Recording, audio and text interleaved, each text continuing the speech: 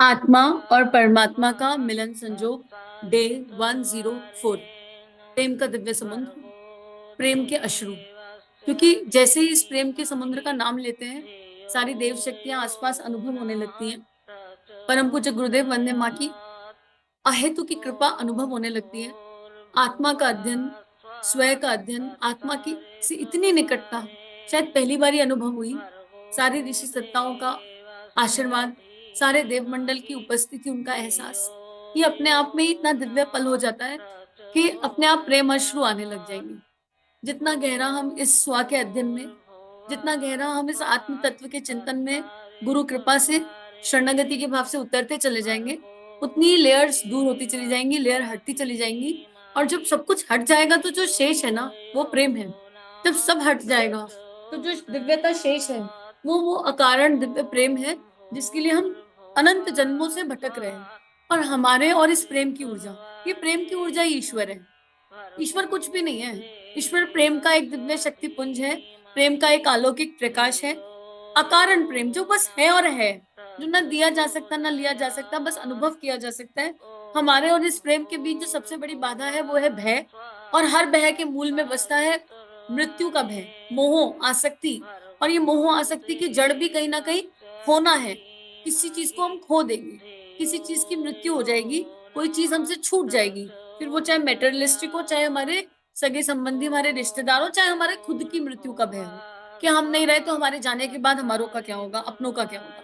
तो आइए, परम पूज्य गुरुदेव इस दिव्य स्वाध्याय के माध्यम से हम सबको एक साथ, पूरी पृथ्वी को एक साथ, सारी मानव जाति को एक साथ बह मुक्त कर रहे हैं, दिव्यता की ओर लेकर जा रहे हैं। तो हम अपने भीतर भीतर मानसिक जप के साथ, भावना के रूप से, भावनाओं के साथ, मानसिक जप के साथ गहरी डुबकी लगाएं और इस स्व के अध्ययन को आगे बढ़ाएं। और भावना करें कि हम समूह की शक्ति के साथ एक साथ इस जप को सुन रहे हैं, इस ध्यान को सुन रहे हैं, इस स्वाध्याय का चिंतन मनन कर रहे हैं। पिछले स्वाध्याय में गुरुदेव ने एक बहुत खूबसूरत बात बताई, एक बहुत दिव्य बात बताई, उन्हीं वहीं से रिपीट करेंगे। देश बंधु दास जी ने मृत्यु की एक कविता लिखी और उस कविता में वो लिखते हैं, मेरे ज्ञान अभिमान की गठरी मेरे सिर से उतार लो, मेरी पुस्तकों की गठरी मेरे कंधे से नीचे उतार लो।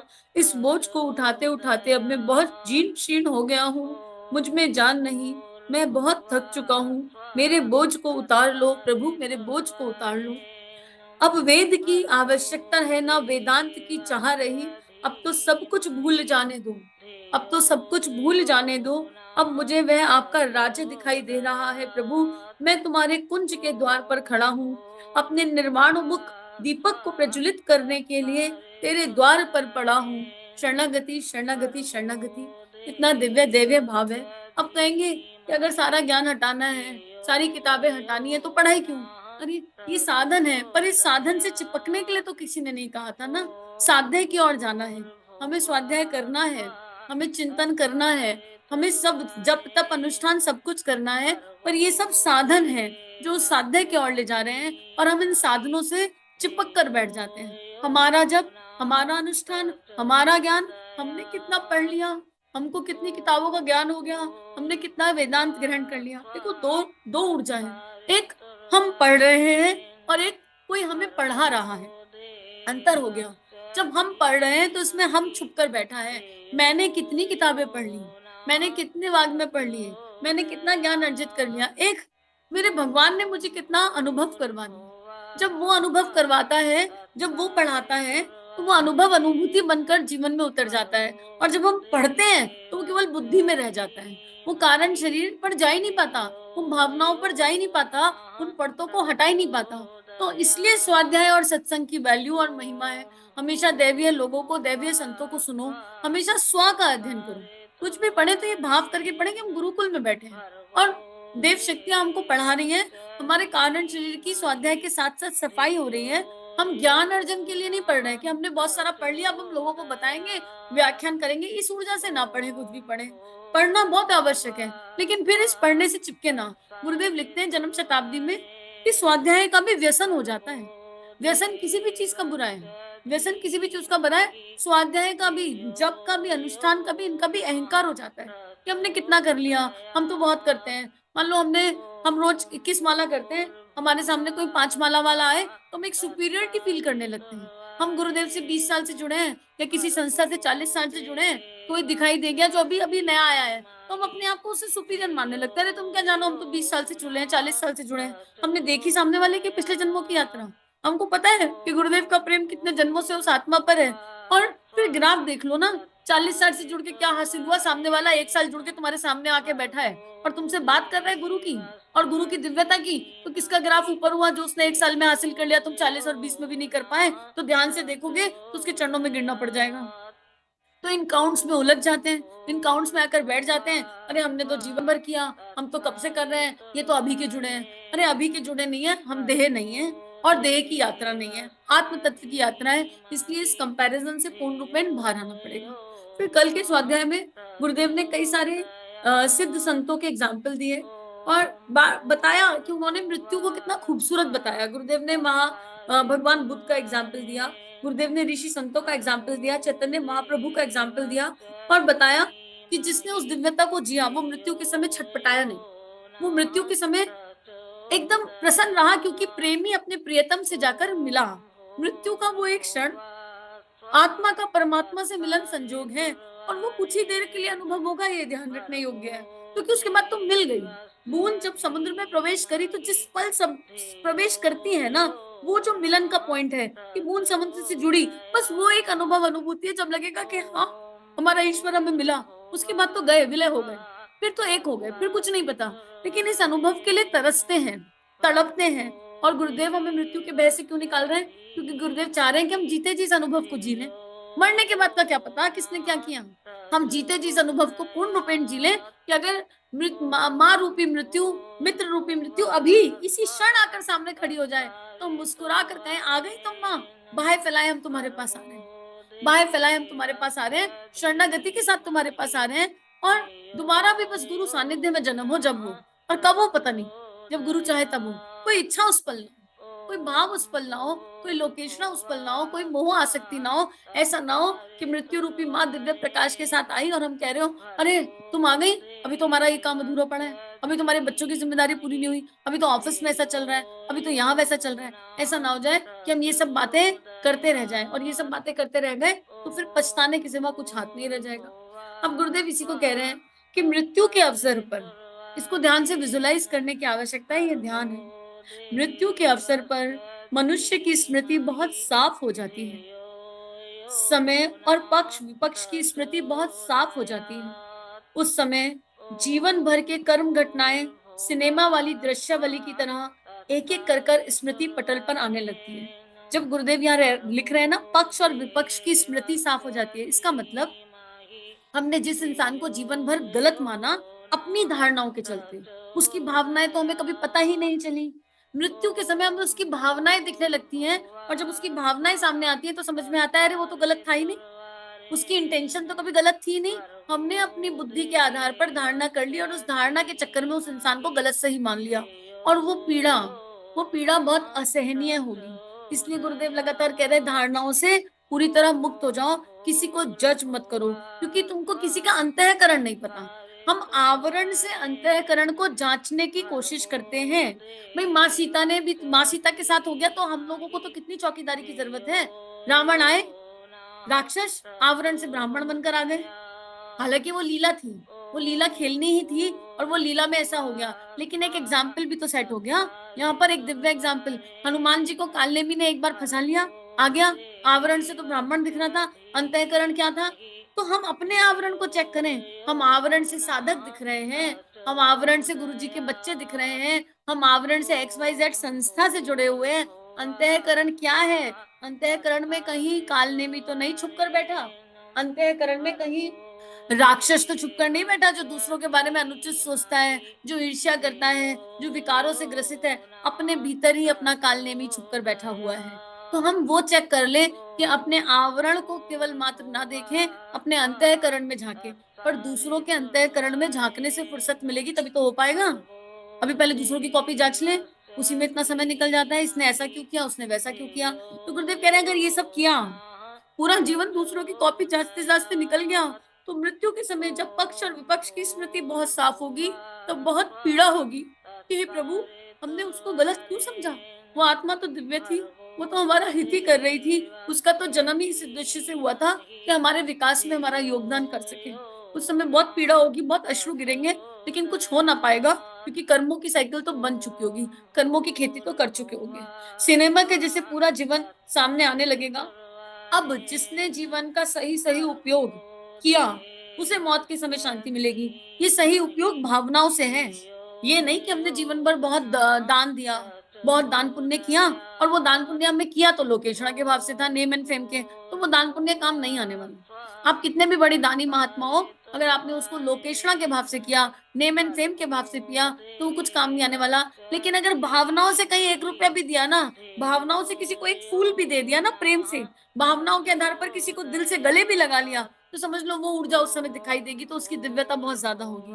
तो ये जो भगवान के हिसाब में चलता है ना, देना लेना, उसमें कहीं द्रव्य नहीं आता, उसमें कहीं पैसा नहीं आता, उसमें तो श्री की एक एनर्जी रेडिएट होती है। और श्री की एनर्जी ना ली जा सकती ना दी जा सकती, वो तो अनुभव की जा सकती है। वो सद्भावना है, करुणा है, प्रेम है।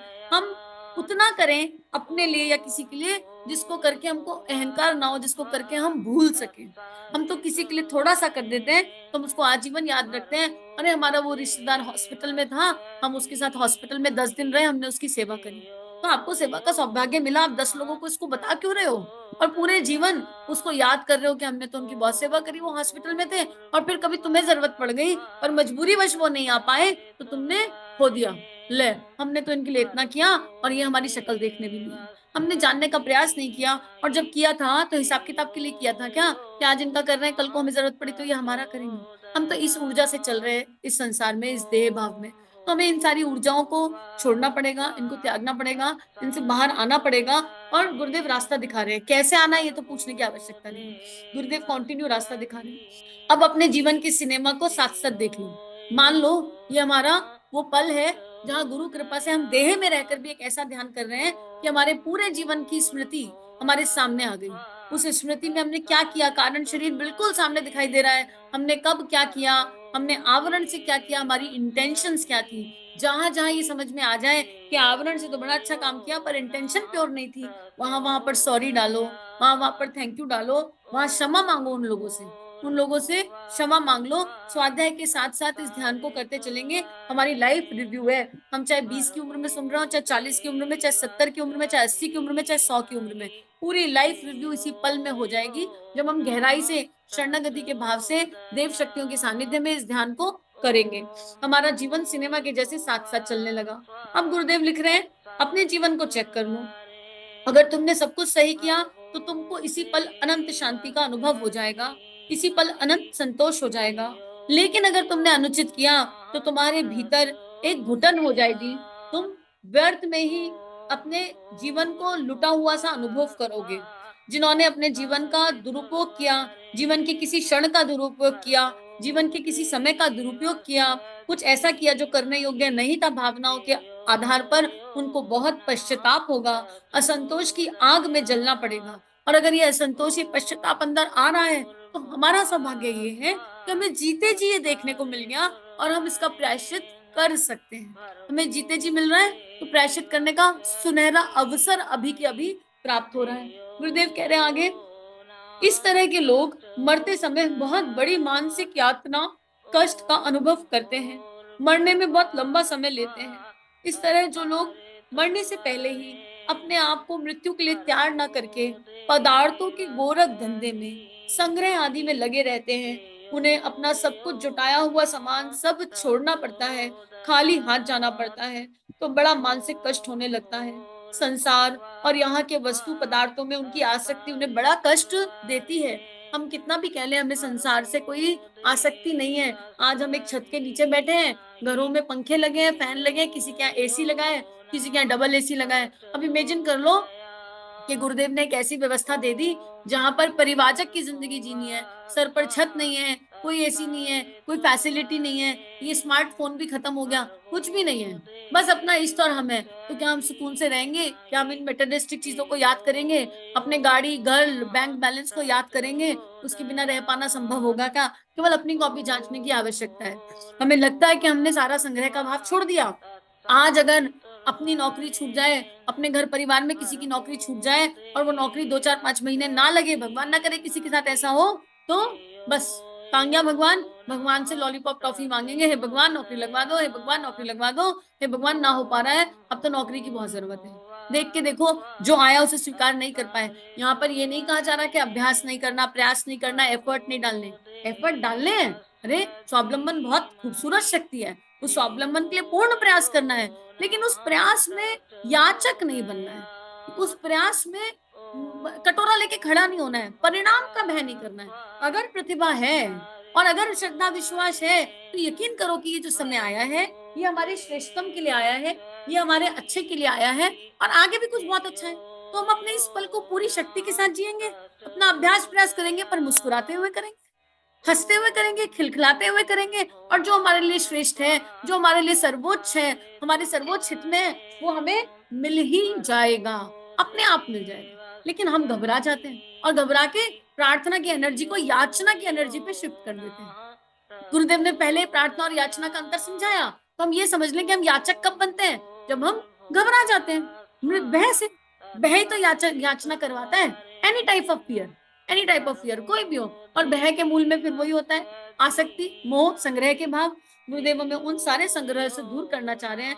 अरे अगर डरना है, भय करना है, तो इस बात का भय करो कि ये वाणी भगवान का नाम लेने के लिए मिली थी, इसने कितनी बार भगवान का नाम छोड़कर इधर उधर के नाम उठाए, और वो भी बुराई भलाई में उठाए। इसका भय तो होता नहीं है ना। ये कान दैवीय सत्संग सुनने के लिए मिले थे, दैवीय भजन सुनने के लिए मिले, भगवान का नाम सुनने के लिए मिले। इन कानों ने कब कब क्या क्या सुना, और कितना अनावश्यक सुना, इसका भय तो कभी हुआ नहीं। ये नेत्र केवल इष्ट का रूप स्वरूप देखने के लिए मिले, इष्ट को देखने के लिए मिले। कण कण में अपने इष्ट को देखो, इष्ट के भीतर पूरे संसार ब्रह्मांड को देखो, लेकिन हमने उसके सिवा जाने क्या क्या देख लिया, इसका तो भय कभी ना हुआ। ये श्वास जो गिन गिन कर लेनी थी, हमने इनको वासनाओं में खत्म कर दिया, तृष्णाओं में खत्म कर दिया, लस्ट की एनर्जी के साथ सांसों को बेहाल कर दिया। उसका दुख तो हमें हुआ नहीं। जो दुख होने योग्य है वो दुख तो हमें हो नहीं रहा, लेकिन जो ना होने योग्य है उस चीज का दुख हो रहा है, और उस चीज का भय हो रहा है। ये पंच इंद्रियां जो केवल दिव्य कर्म करने के लिए मिली, इन्होंने जाने क्या क्या कर दिया। प्रवर्त मन के बहकावे में आके आध्यात्मिक मन की तो हैप्पी बर्थडे कर दी, आध्यात्मिक मन तो कहीं बचा ही नहीं, उसको तो सुला दिया, उसको तो डॉर्मेंट बना दिया, बहरा बना दिया। उसका दुख तो हमको हुआ नहीं। तो गुरुदेव हमको उस जंजाल से बाहर निकाल रहे हैं और कह रहे हैं कि अगर संग्रह करना है तो आंखों से इष्ट के नाम का संग्रह करो, कानों से नाम जप का संग्रह करो, वाणी से अपने इष्ट का नाम लो, उसके गुणों का चिंतन करो, मीठा बोलो, केवल नाम जप करो, और कुछ मत करो, किसी के लिए अनुचित मत बोलो। त्वचा से हर समय अपने इष्ट की गोदी को अनुभव करो, प्रेमी प्रियतम का भाव है तो उनके आलिंगन को अनुभव करो। करने योग्य तो ये है, संग्रह करना है तो ये वाला संग्रह करो, इसके सिवा और किसी संग्रह की आवश्यकता नहीं। और जिसने ये कर लिया उसके लिए तो फिर मृत्यु दैव्य हो गई, अपने आप दैव्य हो गई। करके देख लो, पता चल जाएगा। और इसका ये मतलब नहीं है संसार छूट जाएगा, प्रोडक्टिविटी बढ़ जाती है। यकीन मानो, ऑफिस में 8 घंटे काम करते हो अगर, और प्रोडक्टिविटी 8 घंटे काम कर कर 5 घंटे की आ रही है, तो केवल 1 घंटा ये अभ्यास कर लिया तो 8 घंटे काम करके 12 घंटे की प्रोडक्टिविटी दे दोगे। नींद अपने आप कम होने लगेगी, प्राणायाम करके देख लो। अगर अभी 8 घंटे सो रहे हो और बायोलॉजिकल साइकिल ये कहती है ना 8 घंटे सोए बिना काम ना होता, या 10 घंटे तो मैंडेटरी है, रोज नियम से 1 घंटा प्राणाकर्षण कर लो, 1 घंटा नाड़ी शोधन कर लो, मिला जुला के 3-4 प्राणायाम मंत्र की शक्ति के साथ कर लो। अपने आप धीरे धीरे 3 महीने बाद नींद का पैटर्न 6 घंटे का हो जाएगा, 6 से 5 का हो जाएगा, और उसके बाद भी इतना फ्रेश अनुभव करोगे, इतना फ्रेश अनुभव करोगे कि इसको समझाया नहीं जा सकता। प्रोडक्टिविटी बढ़ जाती है जब चिंतन श्रेष्ठता की ओर टिक जाता है अपने आप, और संसार तो बहुत खूबसूरत हो जाता है, क्योंकि अध्यात्म और संसार दो चीजें नहीं है। बस हम अध्यात्म और संसार को अलग अलग करके देख रहे हैं, इसलिए दिक्कत आ रही है, इसलिए परेशानी आ रही है। जो भी काम करो अपने ईश्वर का काम जानकर करो।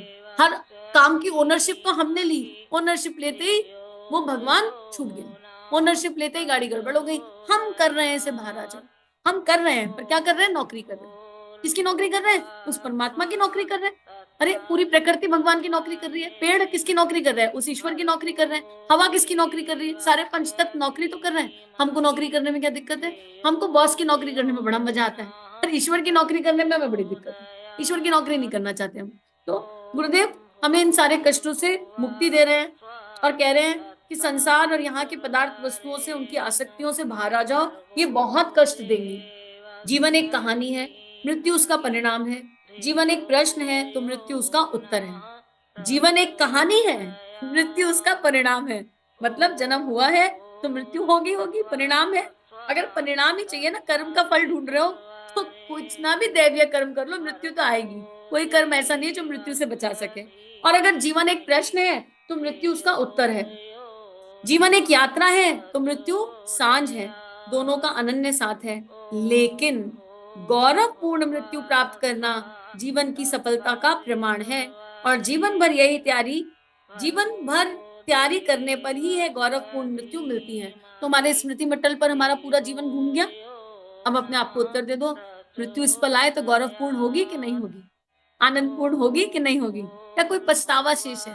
पछतावा है तो प्रायश्चित कर लेते हैं, क्योंकि ये तो केवल एक इमेजिनेशन है, ये तो केवल एक ध्यान है, ये सत्य नहीं है अभी। ये केवल मात्र एक ध्यान कराया गुरुदेव ने। और सौभाग्य है कि जीते जी हो गया। सौभाग्य है कि हम अभी अपने अंतिम पल में नहीं है। लेकिन अगर अंतिम पल अभी हो तो हम गौरवपूर्ण मृत्यु की तरफ बढ़ रहे हैं कि नहीं? पल पल हमारा दिव्य जीवन श्रेष्ठता की तरफ बढ़ रहा है। और गौरवपूर्ण मृत्यु की सबकी अपनी अपनी परिभाषा है।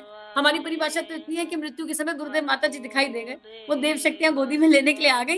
गौरवपूर्ण मृत्यु होगी, इससे ज्यादा और क्या चाहिए? वो ईश्वर सामने खड़ा है, इससे ज्यादा और क्या चाहिए? तो हमारे लिए गौरवपूर्ण मृत्यु क्या है, इसका आकलन भी हमको स्वयं करना पड़ेगा। अब गुरुदेव लिख रहे हैं, हमारा जीवन क्या है? मात्र मृत्यु की तैयारी का एक अवसर है। जन्म लेने के बाद जब समझ आ जाए, 12 साल तक, 14 साल तक तो कर्म नहीं बन रहे, कुछ कहते हैं 12 तक, कुछ कहते हैं 14 तक कर्म नहीं बन रहे, चलो ठीक है, लेकिन समझ बन रही है। कर्म नहीं बन रहे पर समझ बन रही है। 8 साल के बच्चे से समझ बननी शुरू हो जाती है। तो 8 साल के बच्चे को समझाना शुरू कर दो, बेटा 5 साल तुमको वेवर के मिले हुए हैं, राइट, लेकिन इसके बाद नहीं मिलेगा ये वेवर। तो अभी से समझ जाओ कि जीवन जीने की दिशा और कला क्या होती है। उसको कार्मिक पैटर्न समझाना शुरू कर दो। ये माता पिता और एक श्रेष्ठ नागरिक होने के नाते कर्तव्य है। हमको नहीं समझाया गया ना, तो कितनी दिक्कत हो रही है। कहते हैं ना कई बार, हाय काश ये पहले पता चल जाता, जो अब समझ में आ रहा है। हमें नहीं समझाया गया, लेकिन हमने सुना नहीं। ऐसा नहीं कि हमें समझाया नहीं गया, हम सुनने को तैयार नहीं थे। तो आसपास के वातावरण में आसपास के लोगों को समझाओ। बच्चे हैं तो बच्चों को समझाना और बड़ी जिम्मेदारी। जिससे वो 12-13 के हो, तुम उस मैच्योरिटी के साथ बड़े हो कि उनको पता हो कि अब हमको एक एक काम सोच कर करना है। अब हमको एक एक कर्म का फल मिलने वाला है, ये हमारा कर्म का खाता है। हमको एक एक चीज अवेयरनेस के साथ करनी है। उनकी इंटेंशंस पवित्र हो जाएं, भावनाएं पवित्र हो जाएं, कि वो कोई भी काम, एक कंपटीशन में भी जा रहे हैं ना, तो वो कंपटीशन में पार्टिसिपेट करें, पूरी शक्ति से करें, पूरे उत्साह से करें, लेकिन किसी को हराने के लिए नहीं पार्टिसिपेट करें। कंपटीशन का मतलब होता है अपना बेस्टेस्ट देना, अपने आप को जिताना, लेकिन किसी को हरा कर नहीं। ये एनर्जी नहीं होनी चाहिए कि अपने अपने आप को चेक करो। रिजल्ट आया तो ये मत देखो कि हम फर्स्ट सेकंड या थर्ड आए, ये देखो कि हमने बेटर किया कि नहीं पहले से, हमारी कमी क्या है और हम कहाँ तक जा सकते थे और कहाँ तक नहीं जा पाए। और ये मत देखो बाजू वाले के 90 आ गए और मेरे 80 रह गए तो मैं फेल। नहीं, अगर आपने तैयारी 70 का की है तो आपके 70 ही आएंगे। अपनी तैयारी पर फोकस करें, हम अपने बच्चों को इस तरह बनाए। ये मृत्यु की तैयारी तो हो गई, और बस यही तैयारी हमें अपने लिए करनी है, हर क्षण करनी है, हर पल करनी है। तो गुरुदेव कह रहे हैं, आवश्यकता इस बात की है कि मृत्यु को याद रखते हुए, हम अपने कार्य को याद रखते हुए अपने कार्यक्रम निर्धारित करें। अपने कार्यक्रम मृत्यु को याद करते हुए निर्धारित करें। जो भी योजनाएं बनाएं वो युग धर्म के अनुरूप बनाएं, मृत्यु के आधार पर बनाएं। यह भी निर्विवाद सत्य है कि मृत्यु का गौरवपूर्ण सुखद शांतिमय स्पर्श तभी प्राप्त होता है जब हम स्वयं को भूलकर परमार्थ के लिए जीवन लगा देते हैं। कंडीशन मिल गई। मृत्यु का गौरवपूर्ण जीवन कब, अनुभव कब प्राप्त होगा? जब हम स्वयं को भूलकर, यानी मैं और मेरा से बाहर आकर। अभी तो हम घर परिवार से बाहर नहीं आ पा रहे, सच पूछो तो उसी में उलझे हुए हैं, उसी में भटके हुए हैं। आज अगर गुरुदेव कह दें कि तुम कुछ नहीं कर पा रहे हो, तुम लोग रोज 6 घंटे का जप करो, पंच तत्वों का ध्यान करके, माँ धरा का ध्यान करके, यही तुम्हारा कंट्रीब्यूशन है समष्टि के लिए। तुम कहते हो हम घर से नहीं निकल सकते, हाउस वाइफ है, ऐसा है वैसा है, लेकिन मानो हमसे 3 महीने भी 6 घंटे निकलेंगे नहीं। कभी कोई संसार का काम आएगा, आज इस शादी में जाना है, आज इस बर्थडे में जाना है, आज बच्चे का एग्जाम है, आज फलाना है, आज दिमाग है, और हमसे 6 घंटे निकलेंगे नहीं। क्यों? 3 बजे उठने के लिए, 4 बजे उठने के लिए किसी ने मना किया? रात तुम्हारी अपनी थी, किसी ने मना किया रात को सोते टाइम 2 घंटे करने के लिए? सोच ही नहीं मानेगी कि 6 घंटे संभव है। 2 घंटे सुबह, 2 घंटे रात और 2 घंटे दोपहर, बहुत सरलता से है। लेकिन कॉम्प्रोमाइज करना पड़ेगा अपनी सारी वृत्तियों पर। टीवी नहीं देख सकते, मोबाइल एक्सेस नहीं कर सकते, समय के एक एक पल का सदुपयोग करना पड़ेगा। क्योंकि इस 6 घंटे के जब में ये नहीं कहा जा रहा कि अपने कर्तव्य कर्म से पीछे हट जाओ, बच्चों को मत पालो, घर की जिम्मेदारियां मत निभाओ, ऑफिस मत जाओ, सब कुछ करना है भाई। सब कुछ के साथ 6 घंटे निकालने हैं और हम निकाल सकते हैं। चाह तो हो, चाह ही नहीं है। क्यों चाह क्यों नहीं है? क्योंकि अपने आप को अपने स्वयं में इतना लिप्त कर दिया, अपने आप को इतना बिजी बताते हैं खुद को। कैसे निकालेंगे, हम तो बहुत ही बिजी है यार, हमारे पास बिल्कुल भी टाइम नहीं है। और गेट पे खड़े खड़े, दरवाजे पे खड़े खड़े किसी से 15 मिनट गप कर जाएंगे। किसी के दरवाजे पे गए कुछ लेने, कुछ बात करने, और 15 मिनट गप कर गए, पता ही नहीं चला 15 मिनट कहाँ गए, पता भी नहीं चलेगा। ऐसी स्थिति है हमारी। तो अपनी कॉपी तो हमें खुद ही जांचनी पड़ेगी। चलो 6 घंटे ज्यादा लग रहे, कुछ लोग घबरा गए, 4 निकाल लो। 4 निकालने में कोई दिक्कत हो रही है? 4 तो सभी निकाल सकते हैं। अब इतना सुन के भी 4 ना निकाले तो फिर आत्मा और परमात्मा के मिलन संजोग को पढ़ने का और सुनने का क्या लाभ, इस स्वाध्याय का क्या फायदा? इसलिए इससे नीचे नहीं जा सकते हम। स्वाध्याय नंबर 103 104 पर आकर 4 से नीचे तो नहीं जा सकते। ये तो मैंडेटरी है भाई, इतना तो करना पड़ेगा अगर हम कुछ नहीं कर पा रहे, अगर हमको ऐसा लगता है। तो गुरुदेव यहाँ पर इसको यही पूर्ण कर रहे हैं कि अगर मृत्यु का गौरवपूर्ण शांति में स्पर्श चाहिए तो परमार्थी जीवन जियो, युग धर्म के आधार पर जीवन जियो, मैं और मेरा से बाहर आ जाओ, किसी मान सत्य की साधना में, जन सेवा में, परमार्थ में जीवन लगा देने पर ही मौत के आनंददायी क्षण प्राप्त होते हैं मनुष्य को। तो आज हम अपनी कॉपी जांच लें, अपने लिए चेकलिस्ट बना लें। एक काम ये कर सकते हैं, एक तरीका इसका ये है कि एक कॉपी बनाएं और उसमें लिख लें कि आज के जीवन में हमने कितने घंटे परमार्थ के जिए और कितने घंटे मैं, मेरा और स्वार्थ के जिए, कितने घंटे युग धर्म में बिताए और कितने घंटे स्वय धर्म में बिताए। दोनों धर्म जरूरी हैं, बहुत इंपॉर्टेंट है दोनों, है ना। पत्नी है तो पत्नी का धर्म, माँ है तो माँ का धर्म, हर धर्म जरूरी है। प्रायोरिटी तो हमको ही डिसाइड करनी पड़ेगी। तो हम एक कॉपी बनाकर 1 महीने बाद अपना एनालिसिस करें कि हमने 1 महीने में 30 दिन में क्या किया, कितना। और यहाँ पर चिंतन का खेल है सारा। ऐसा नहीं है कि अब हम झंडा लेके निकल गए, अब हम यज्ञ कराने जाएंगे, घर में खाना बना या नहीं बना, मूर्खता है। अरे घर का काम तो करोगे ना, लेकिन घर का काम अपना काम मानकर करना दिक्कत। ऑफिस का काम करोगे, पर ये ऑफिस मेरा काम है और इसके बदले में मुझको पैसा मिल रहा है, मुझे सैलरी मिल रही है, ये प्रॉब्लम है। ऑफिस भी भगवान का काम है, ऑफिस कर रहे हैं, भगवान के खेत में नौकरी मिली है, ये ऑफिस मिला है। इस ऑफिस में जाएंगे, ऑफिस का काम करेंगे, साथ साथ जागृति करते जाएंगे आसपास। जागृति कैसे? ऊर्जा से। ऑफिस में बैठे रहो, ऑफिस का काम करते रहो, कारण शरीर को एक तरफ कोने में बैठा दो भाई, तो जप करता रहे। और बार बार हर घंटे स्माइल करो, छोटी छोटी प्रैक्टिस। हर घंटे स्माइल करो, आंख बंद करो, हर घंटे सांस लो लंबी गहरी, और फिर नाम जप में लगा दो। ऑफिस की ऊर्जा बदल जाएगी, यकीन मान के देखो, करके देखो। यहाँ पर ये नहीं कहा जा रहा कि अपने कर्तव्य कर्म का त्याग कर दो, और अपने कर्तव्य कर्म को ईश्वर का मानकर करो, तो सब कुछ अपने आप हो जाएगा। जीवन की रूपरेखा बदल जाएगी। अभी संसार के बीच में अध्यात्म जी रहे हैं, अध्यात्म के बीच में संसार को जीकर देखो, जीवन की दिशा बहुत खूबसूरत हो जाएगी। इसी के साथ आज का स्वाध्याय गुरु चरणों में अर्पित समर्पित। इदम श्री सद्गुरुवे नमः, इदम श्री सद्गुरुवे नमः, इदम श्री सद्गुरुवे नमः।